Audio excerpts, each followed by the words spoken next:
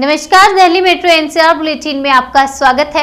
आइए नजर डालते हैं आज की ताजा तरीन खबरों पर। ऑस्ट्रेलिया में अज्ञात लोगों ने महात्मा गांधी की मूर्ति खंडित की। प्रधानमंत्री स्कॉट मॉरिसन ने घटना की निंदा की। ऑस्ट्रेलिया के पीएम स्कॉट मॉरिसन ने कहा, ऑस्ट्रेलिया दुनिया में सबसे सफल बहुसांस्कृतिक और अप्रवासी देश है और सांस्कृतिक स्मारकों पर हमले बर्दाश्त नहीं किए जाएंगे। मुंबई एनसीबी की नांदेड़ में फिर बड़ी कार्रवाई। 2 जगहों पर छापेमारी जारी। नक्सल कनेक्शन का शक। एनसीबी को शक है कि इतनी बड़ी गांजे की खेप का नक्सल कनेक्शन हो सकता है। एनसीबी का यह भी मानना है कि इस तरह ड्रग सप्लाई कर ये लोग पैसे इकट्ठा कर अपने मूवमेंट को आगे बढ़ाते हैं। श्रीनगर में हुए एनकाउंटर स्थल से चौथा शव बरामद। सर्च ऑपरेशन जारी। इस साल अब तक 130 से ज्यादा आतंकियों को सुरक्षा बलों ने ढेर कर दिया है। मिली जानकारी के मुताबिक घाटी में 38 विदेशियों सहित 150 से 200 आतंकी अभी भी सक्रिय हैं। प्रदूषण से दिल्ली का हाल बेहाल। सुप्रीम कोर्ट की सख्ती के बाद एक्शन में आए अधिकारी और सरकार। राजनीति भी चकमा रहे हैं नेता। आपको बता दें, सुप्रीम कोर्ट की सख्ती के बाद सांसों के लिए तरस रहे दिल्ली वासियों को थोड़ी उम्मीद बंधी थी, लेकिन सियासत इस दमघोटू माहौल में भी जिम्मेदारी से बचती ही नजर आ रही है। कल से फिर खुलेगा करतारपुर कॉरिडोर। केंद्रीय गृह मंत्री अमित शाह ने की घोषणा। केंद्रीय गृह मंत्री अमित शाह ने बताया कि सरकार ने 17 नवंबर से करतारपुर साहिब कॉरिडोर को फिर से खोलने का फैसला किया है। यूपी में डेंगू ने तोड़ा 8 साल का रिकॉर्ड। अब तक करीब 26,000 केस आए सामने। इस साल लखनऊ में डेंगू के रिकॉर्ड 1936 मरीज मिल चुके हैं। हालांकि सरकारी दावों के अनुसार अब तक किसी की मौत नहीं हुई है। साल 2019 में डेंगू के 885 और 2020 में 635 मरीज मिले थे। पूरे यूपी की बात करें तो इस बार बीते 8 सालों का रिकॉर्ड टूट चुका है। बड़ी खबर को रुख कर लेते हैं। पॉल्यूशन सर्टिफिकेट नहीं हुआ तो दिल्ली में कटेगा 10,000 रुपए का चालान। पेट्रोल पंप पर 1600 वॉलंटियर करेंगे जांच। राजधानी दिल्ली में मंगलवार को भी SQI के 396 पर रहा। आपको बता दें, वायु गुणवत्ता सूचकांक सुबह के समय गाजियाबाद में 349, ग्रेटर नोएडा में 359, गुड़गांव में 363 और नोएडा में 382 था। प्रदूषण पर अंकुश लगाने के लिए रेड लाइट ऑन गाड़ी ऑफ अभियान को और 15 दिनों के लिए बढ़ाया गया।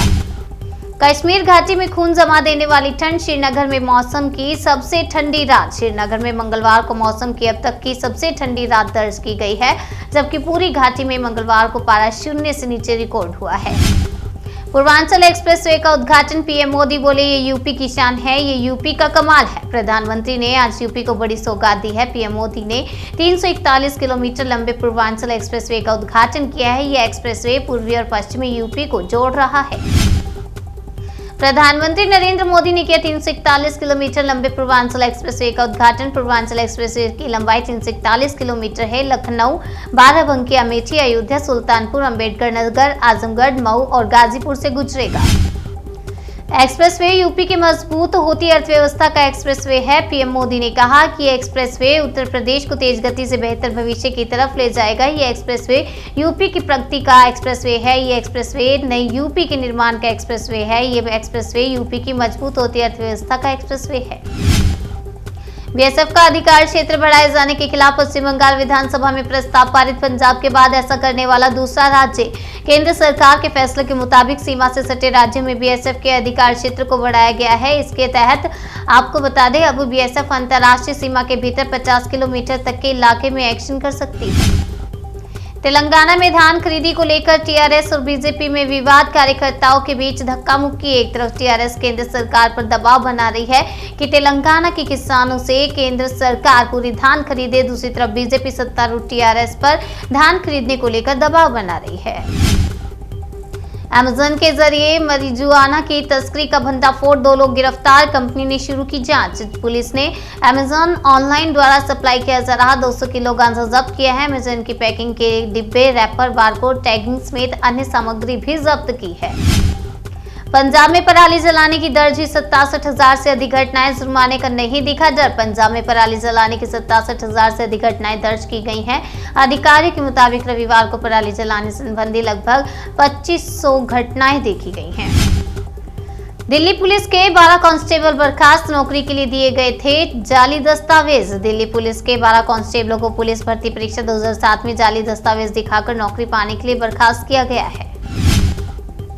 ओम प्रकाश राजभर बोले, बीजेपी करा सकती है मेरी हत्या, झूठे मुकदमों में फंसाने की कर रही है कोशिश। सुहेल देव भारतीय समाज पार्टी के प्रमुख ओम प्रकाश राजभर ने जिन्ना की बढ़ाई करते हुए बीजेपी पर गंभीर आरोप लगाए। सड़क हादसे में सुशांत सिंह राजपूत के परिवार के 5 लोगों की मौत, ट्रक और सुमो में भीषण टक्कर। सुशांत सिंह राजपूत के बहनोई लालजीत सिंह हरियाणा में एडीजी के पद पर तैनात थे। घटना हलसी थाना क्षेत्र के पीपरा गांव के समीप की है। एलपीजी लदे ट्रक और सुमो के साथ टक्कर हुई। दिल्ली मेट्रो एनसीआर बुलेटिन में फिलहाल इतना ही। बाकी की तमाम खबरों के लिए बने रहिए हमारे साथ और देखते रहिए नेशनल इंडिया न्यूज।